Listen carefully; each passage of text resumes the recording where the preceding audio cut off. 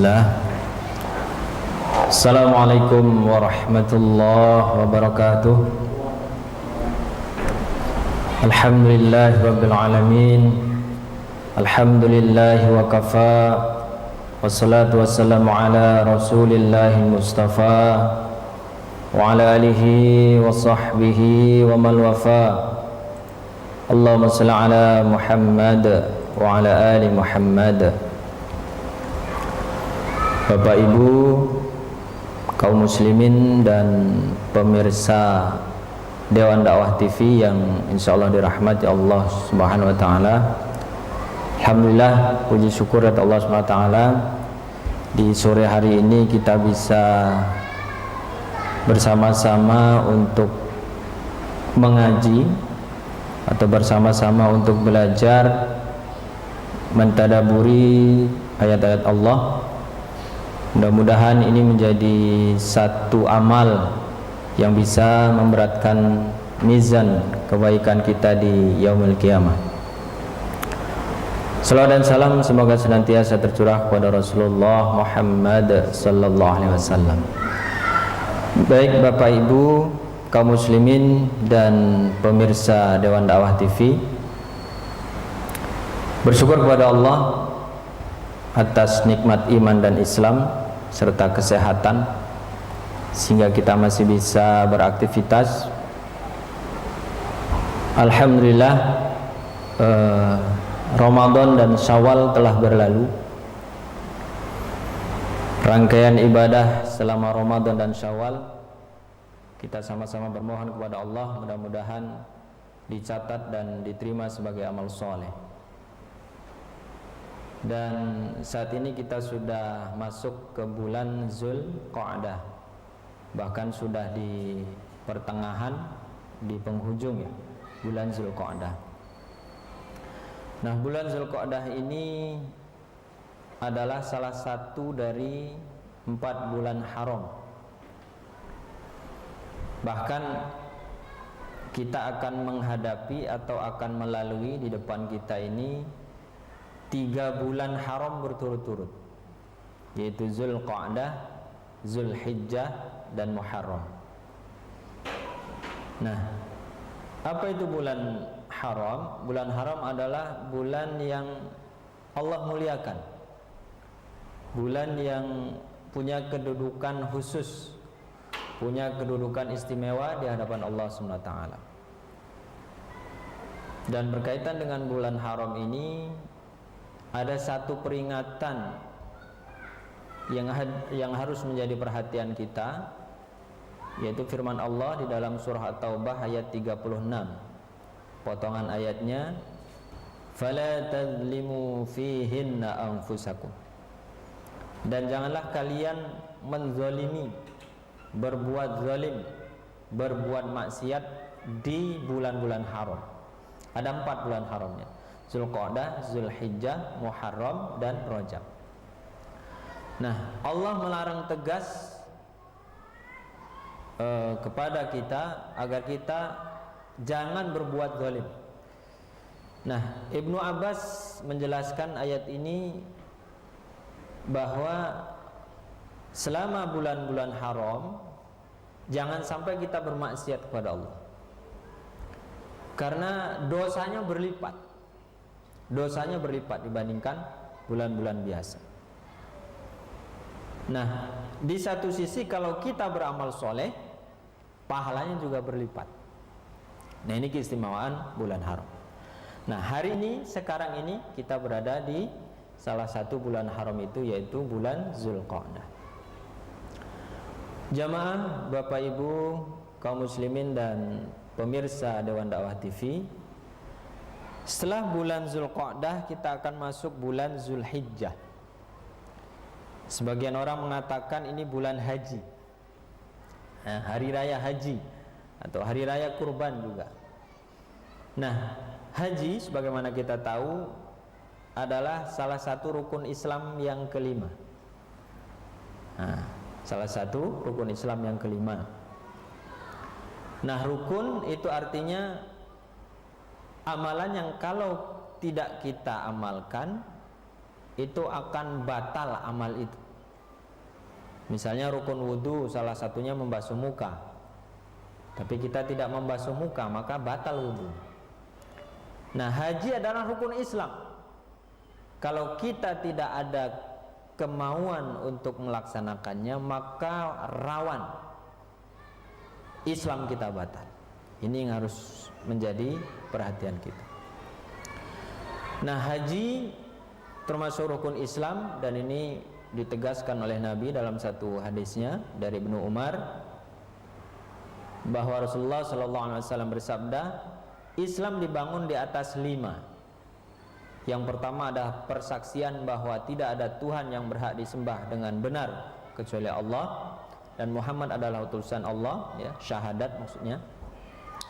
Kemudian mendirikan salat, menunaikan zakat, kemudian puasa Ramadan dan berhaji. Ini hadis riwayat Bukhari dan Muslim. Jamaah, Bapak Ibu pemirsa Dewan Dakwah TV yang dirahmati oleh Allah SWT, di masyarakat sering muncul pertanyaan ketika ada orang yang sudah dipandang mampu, ditanya, kenapa belum berhaji? Biasanya sebagian orang menjawab, karena belum ada panggilan. Nah, ungkapan ini salah, karena sesungguhnya Allah sudah memanggil kita untuk berhaji itu sudah ribuan tahun yang lalu, ya, yang diwakilkan oleh doa Nabi Ibrahim atau perkataan Nabi Ibrahim yang diabadikan dalam Al-Quran surat Al-Hajj ayat 27, yang artinya, dan serulah kepada manusia untuk melaksanakan haji, untuk menunaikan haji. Niscaya mereka akan datang kepadamu dengan berjalan kaki dan mengendarai unta yang kurus, yang datang dari segenap penjuru yang jauh. Jadi kalau ada ungkapan kenapa belum berhaji, belum ada panggilan, itu salah. Karena sungguhnya Allah sudah memanggil kita. Seluruh manusia, seluruh muslim itu sudah dipanggil oleh Allah untuk datang ke Baitullah, untuk datang menunaikan ibadah haji. Jadi Allah sudah undang kita.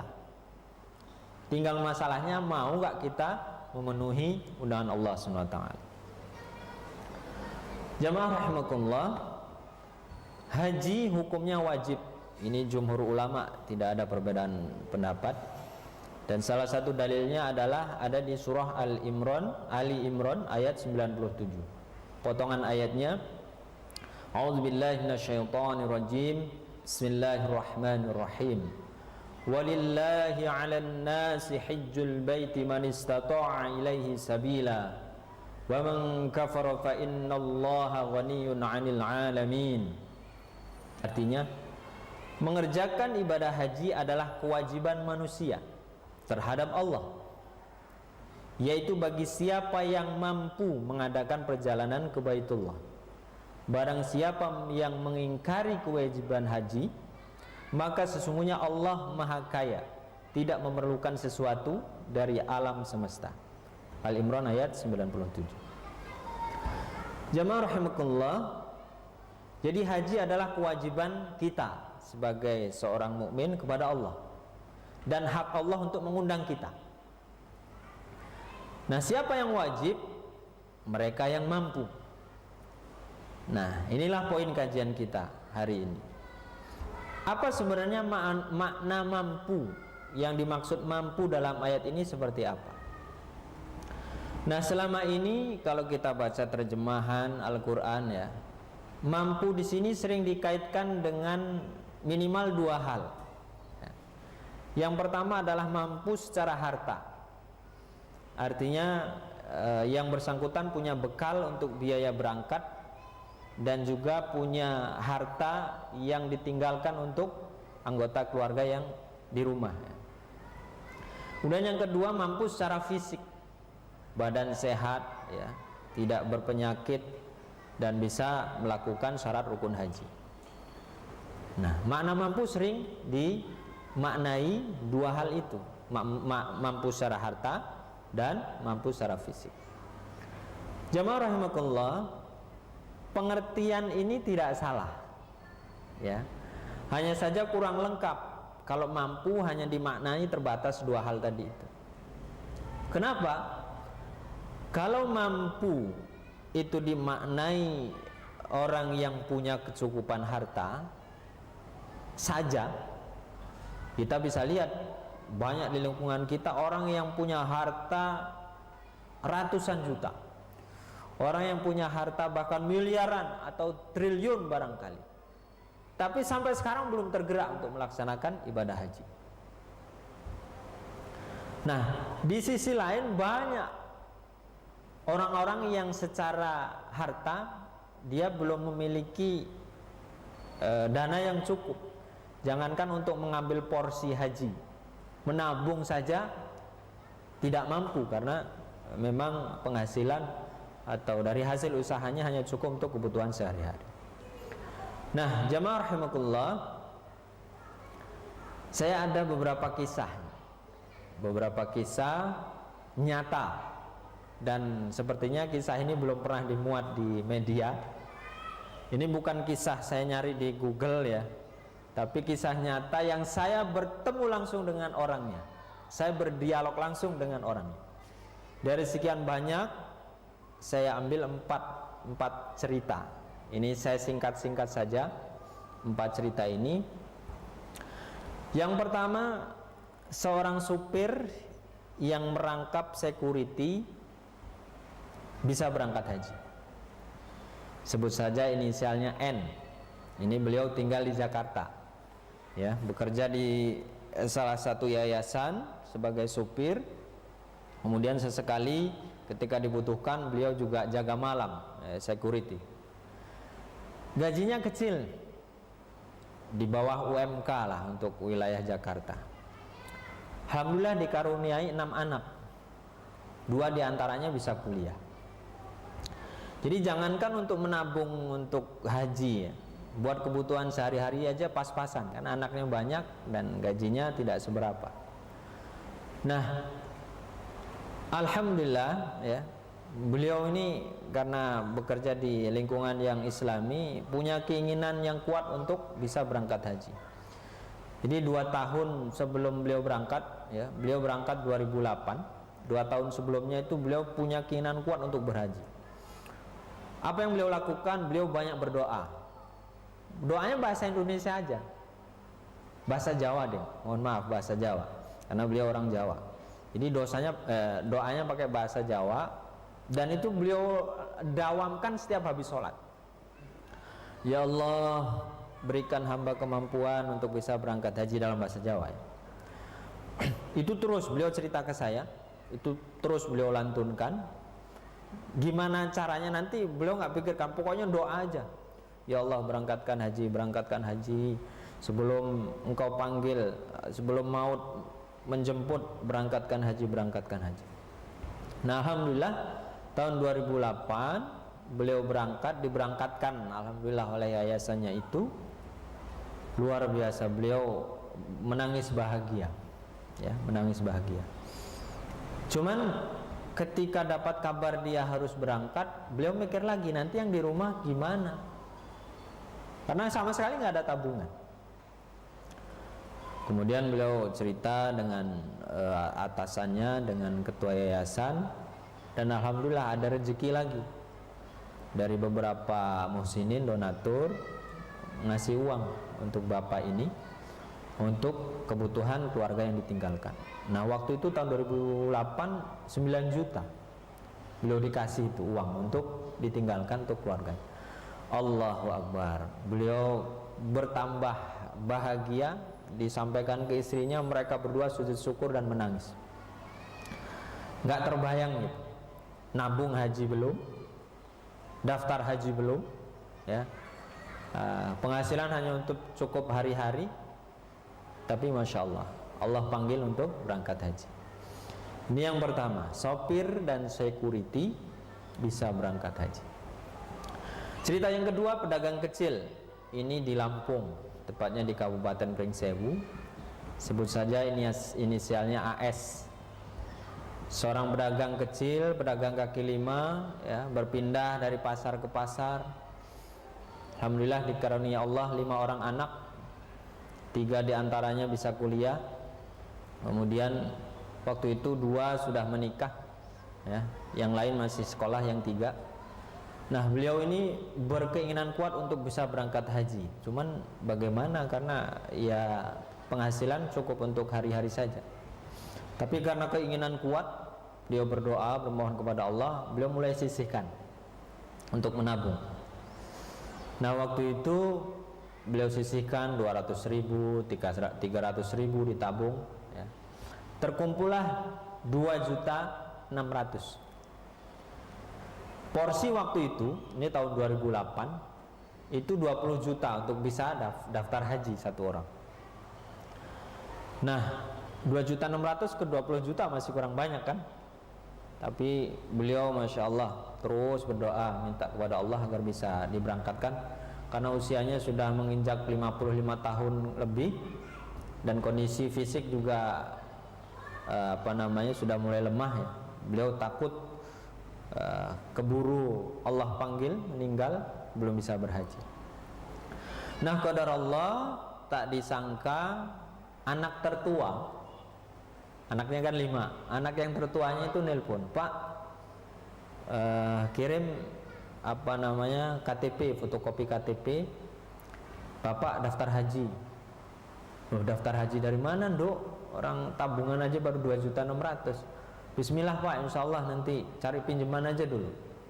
Akhirnya pinjam sana sini, alhamdulillah dapat. Daftarlah mereka, suami istri, ya, 20 juta waktu itu.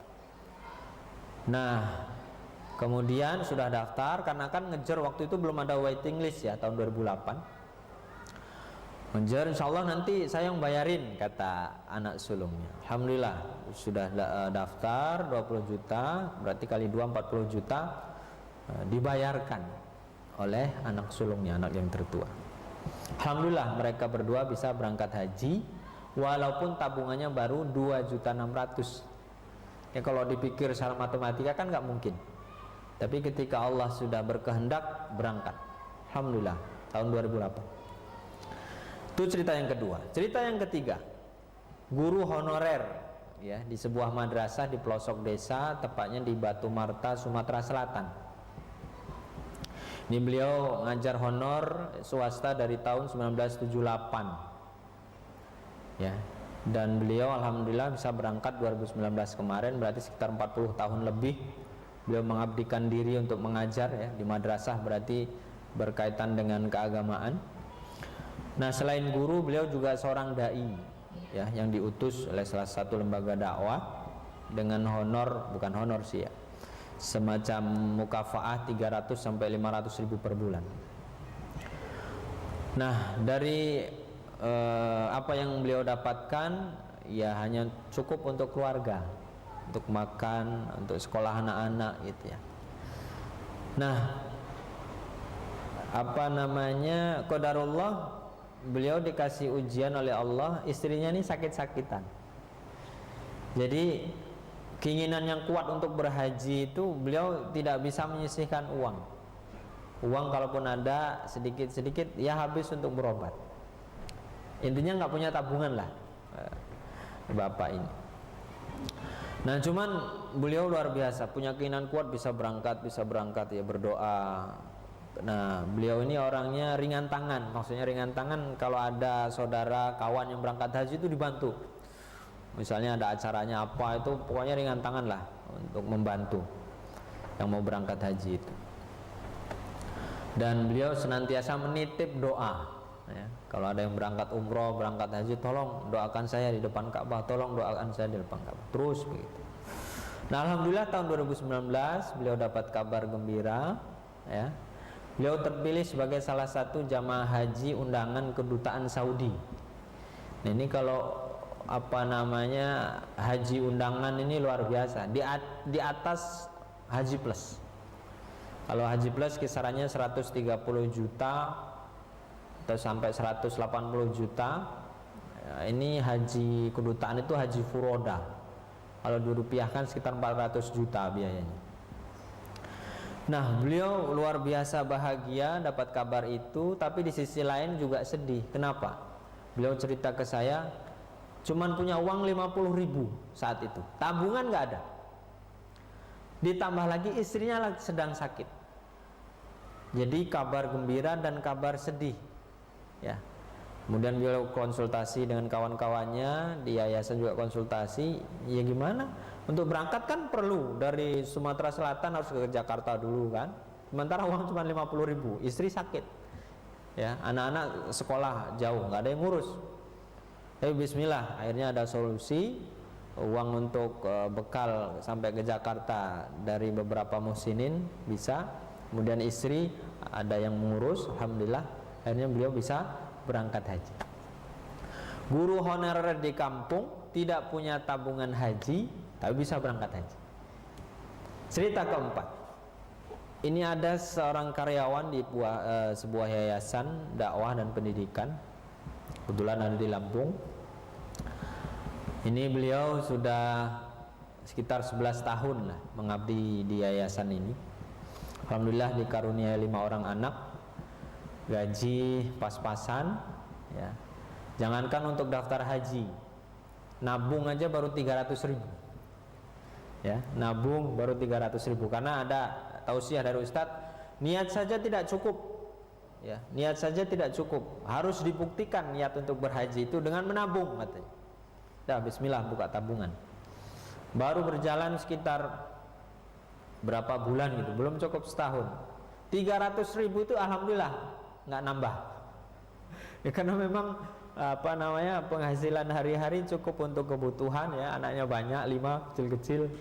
Ya harus beli kebutuhan pampers, susu dan lain-lain. Nggak bisa nabung.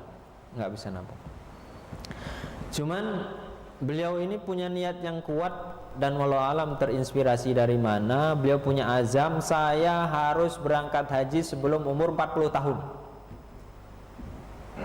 Waktu punya azam itu beliau berusia 35 tahun. Berarti ada waktu 6 tahun kan.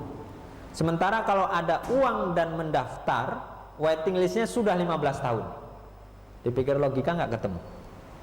Tapi dengan keyakinan yang kuat, Allah Maha Kuasa, belum daftar haji, tabungan cuma 300.000, doanya itu terus. Sebelum 40 tahun harus berangkat. Gimana caranya? Serahkan pada Allah. Karena beliau ini terinspirasi, sering lihat jamaah yang sudah tua dituntun, ya repot lah untuk bisa haji itu kan harus dengan fisik. Nah beliau tidak ingin ibadah hajinya ngerepotin orang, makanya harus dalam usia muda berangkat haji. Nah keinginan itu beliau wujudkan tadi dengan menabung, walaupun nggak nambah 300.000 itu dari awal sampai berapa bulan nggak nambah. Beliau juga rajin nitip doa.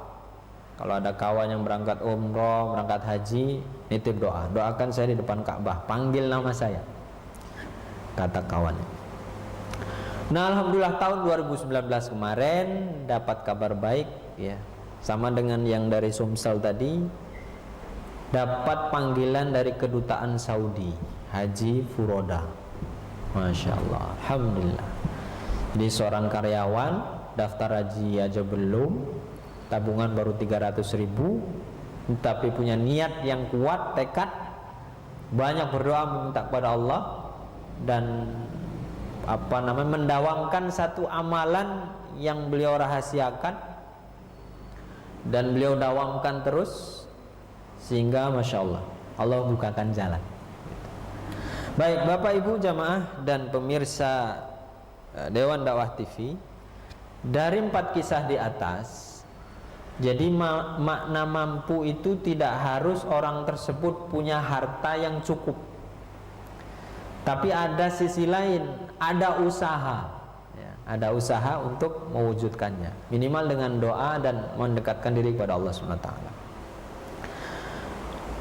Jamaah rahimakumullah, kemudian makna mampu itu sering dikaitkan dengan fisik. Kalau tadi secara harta ya.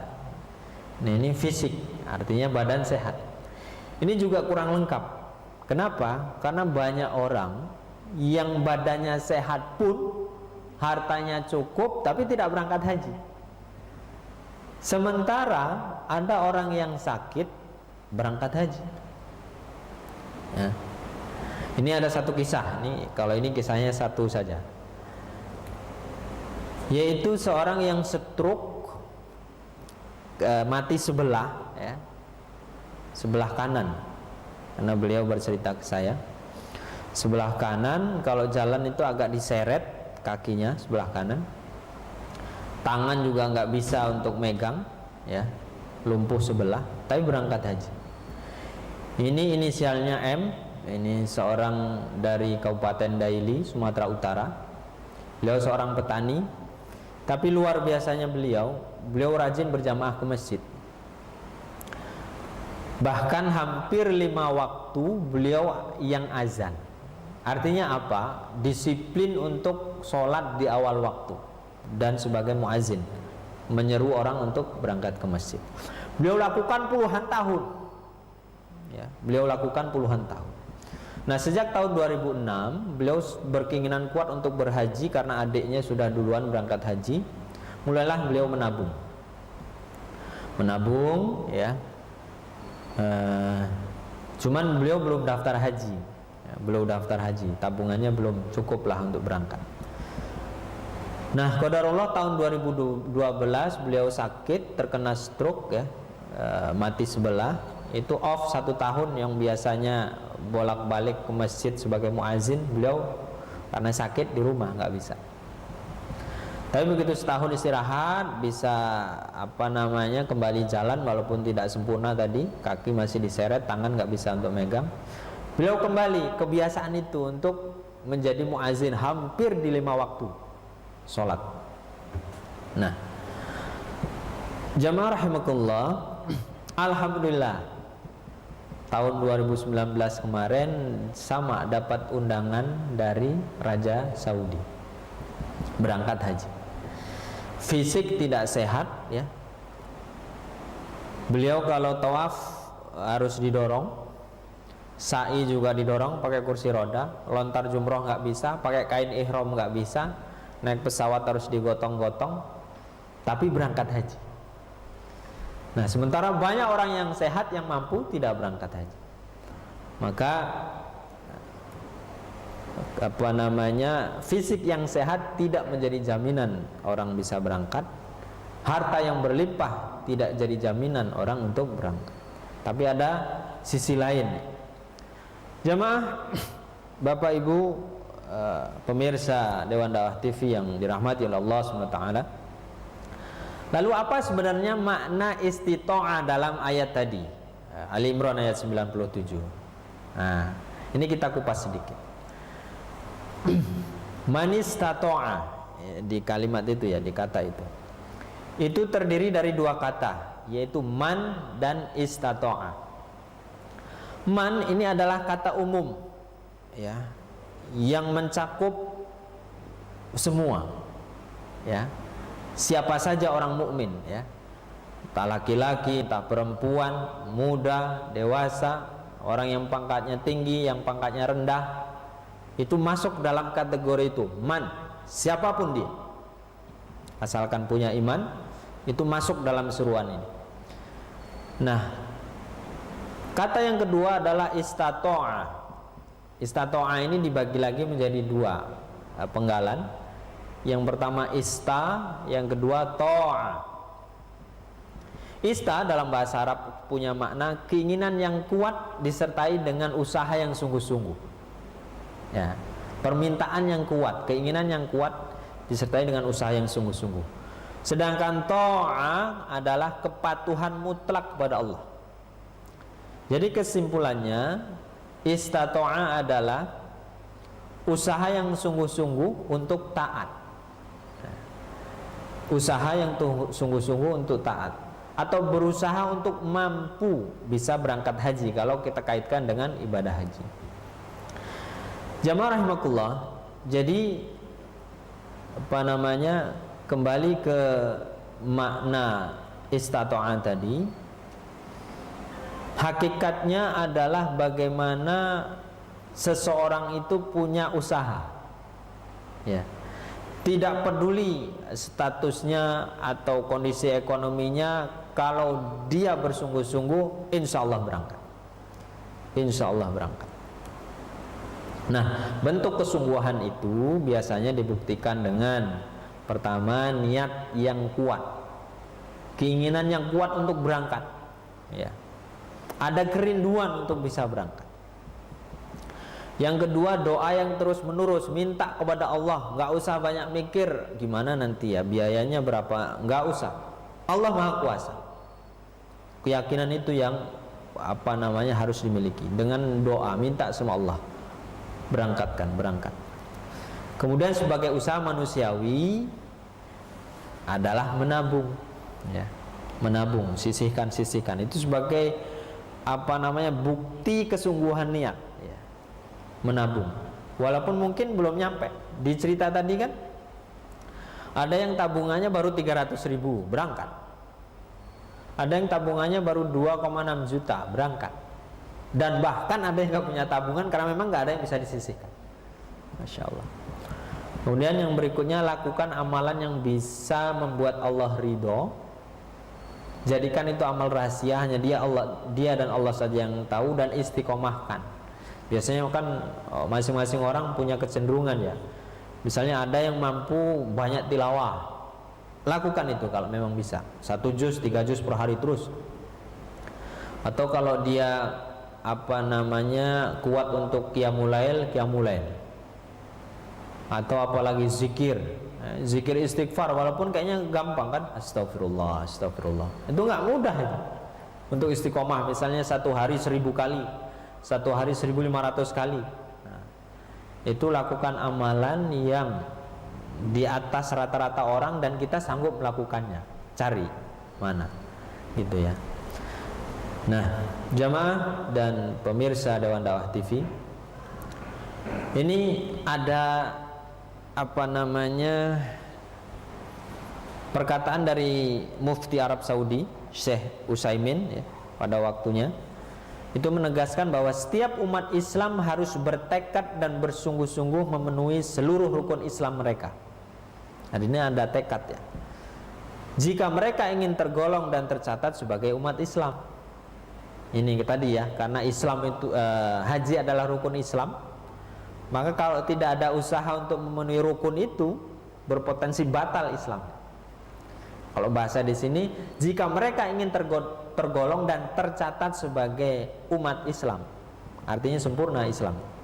Salah satunya adalah haji ke Baitullah. Alasan istita'ah dalam hal finansial haruslah disiasati. Artinya ada usaha gitu loh, jangan cuma pasrah. Lah saya nggak mampu lah, nggak bisa lah, udahlah. Niatnya lemah, nggak ada kesungguhan, nggak pernah berdoa, ya gimana nggak ada usaha? Di antaranya dengan menabung, ya, walaupun itu memakan waktu puluhan tahun. Kalau kita searching di Google itu kan ada tukang sampah, pemulung bisa naik haji dari nabung puluhan tahun, tukang becak berangkat haji nabung sekian tahun. Itu bentuk kesungguhan. Artinya apa? Mampu itu harus diusahakan, bukan pasrah.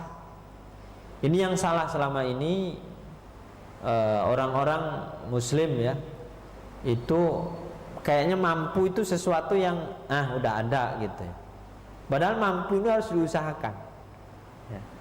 Walaupun secara matematika kayaknya nggak akan nyampe deh. Nabung aja nggak bisa, gimana bisa haji? Bisa, asal ada kesungguhan. Doa yang terus menerus, minta kepada Allah, ya Allah jangan matikan aku sebelum aku berhaji. Itu aja dawamin terus, terserah Allah ngaturnya gimana. Nah itu.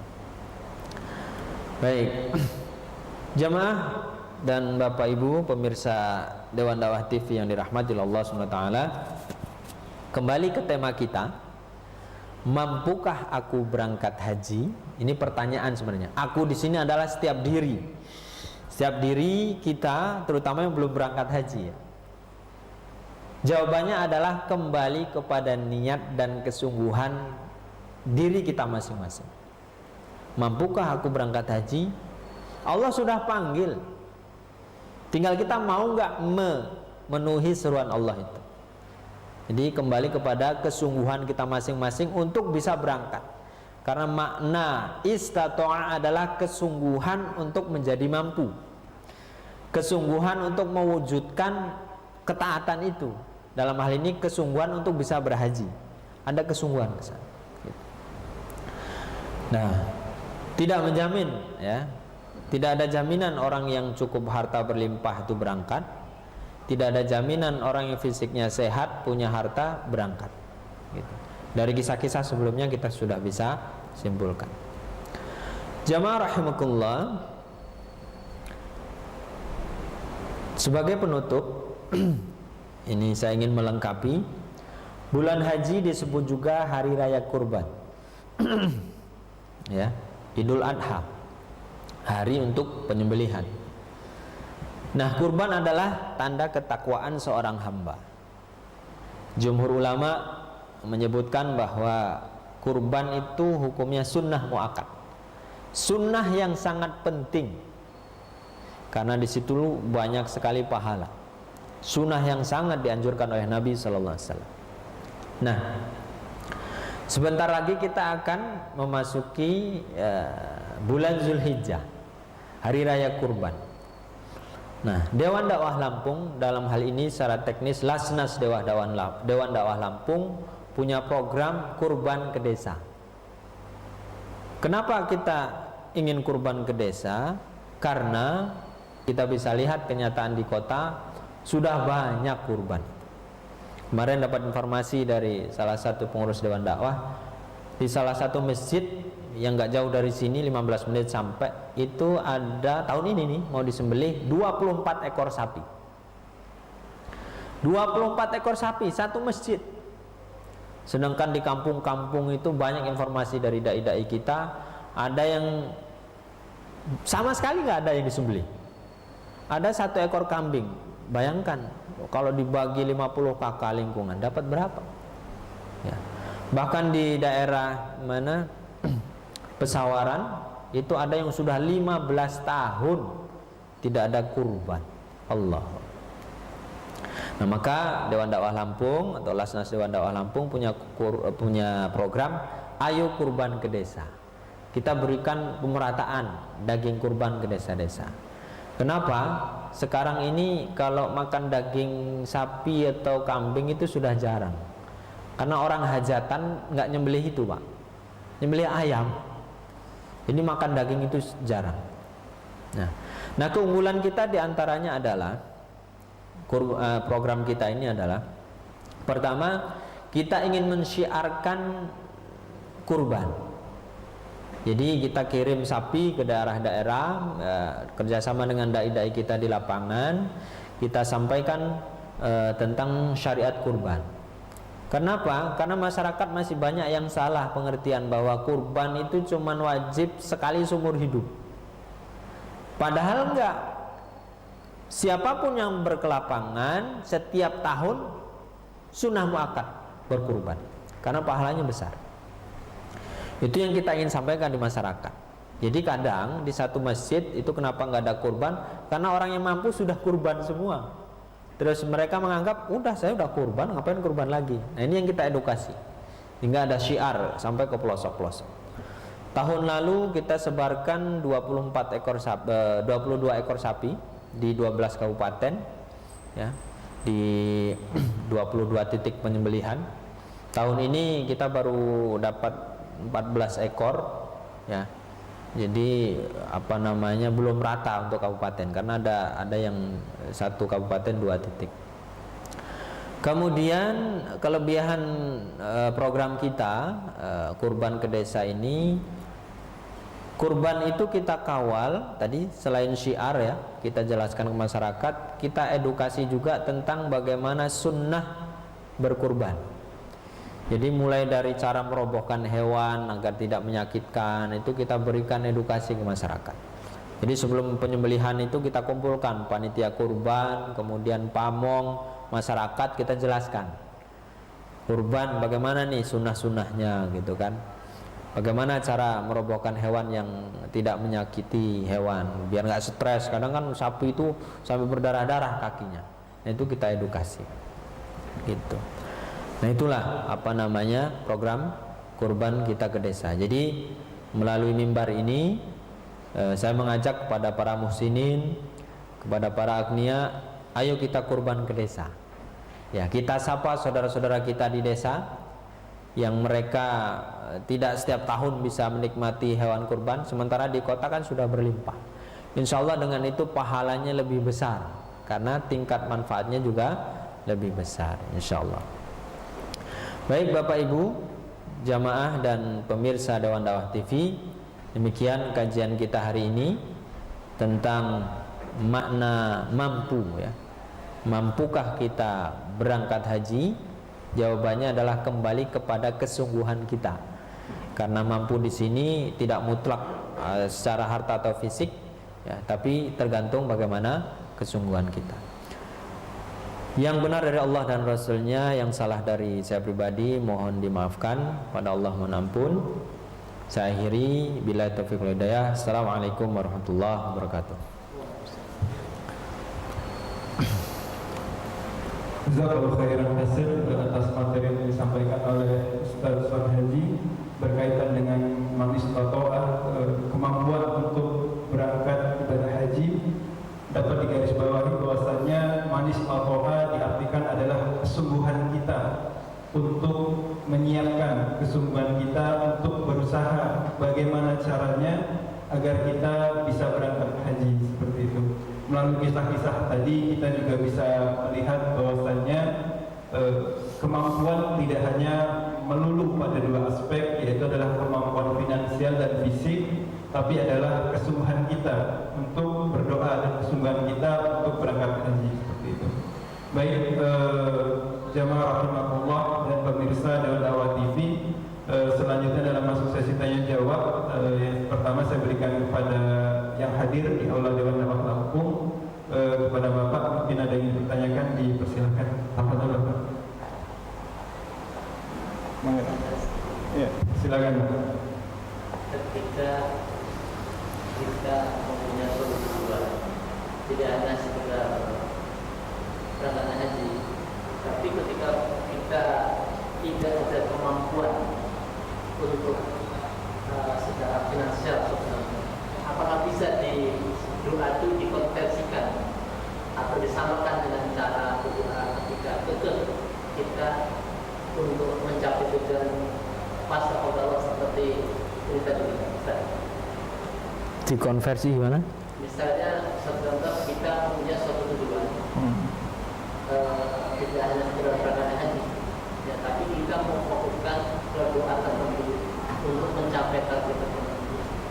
Misalnya kepada Allah itu hanya memintanya ya doa tersebut. Kayak sesuai dengan contoh tadi, tidak mungkin untuk kemampuan berangkat haji, tapi dengan doa dan upaya mungkin ya, yang maksimal, apa bisa dikonversikan? Oh, maksudnya jika dalam contoh yang lain misalnya hal kebaikan bukan haji, bisa nggak model gitu ya? Ya. Baik. Ya, jadi pertanyaannya adalah bagaimana kalau seandainya tadi kan banyak dikisahkan tentang orang-orang yang dengan doa kemudian dia mampu berangkat haji dengan segala keterbatasannya. Lalu bagaimana juga dengan hal yang lain, tidak haji, mungkin dia ingin berkurban tapi kemudian dengan segala keterbatasannya, mungkin dia ingin bersedekah dan lain sebagainya, tapi dengan segala keterbatasannya, apakah kemudian doa dengan doa dan pasrah kepada Allah itu akan Allah kabulkan seperti itu ya, kurang lebih seperti itu ya, kepada Ustaz. Ya. Baik, bismillah. Ya, pertama apa namanya, tergantung keinginannya itu baik atau tidak. Kalau baik, kalau ditanya hukumnya boleh-boleh saja, nggak ada masalah. Boleh-boleh saja, nggak ada masalah. Ketika misalnya kita punya keinginan bisa umroh ya. Kalau umroh masih mirip-mirip haji ya. Misalnya apa gitu ya, hal kebaikan. Misalnya bisa menyekolah anaknya hafiz Quran misalnya ya. Ya. Nah, itu kalau ditanya bisa atau enggak, secara hukum enggak masalah, artinya boleh. Tapi kalau bisa apakah pasti berhasil? Wallahu alam. Ya. Kenapa? Karena ada Allah memberikan itu sesuatu yang kita butuhkan, bukan sesuatu yang kita inginkan. dan Allah Maha tahu kebutuhan kita. Ya, kalau misalnya kita pengen anak kita hafiz Quran, ya tidak hanya cukup dengan doa, ada usaha juga tentunya, disekolahkan misalnya kan, itu kan, disekolahkan di pondok, gitu kan, ada usaha. Jadi kembali ke pertanyaan tadi, boleh ya untuk urusan yang baik, dan bisa atau enggaknya terserah Allah, kita nggak tahu kan, karena masalahnya juga nggak disebutkan apa gitu.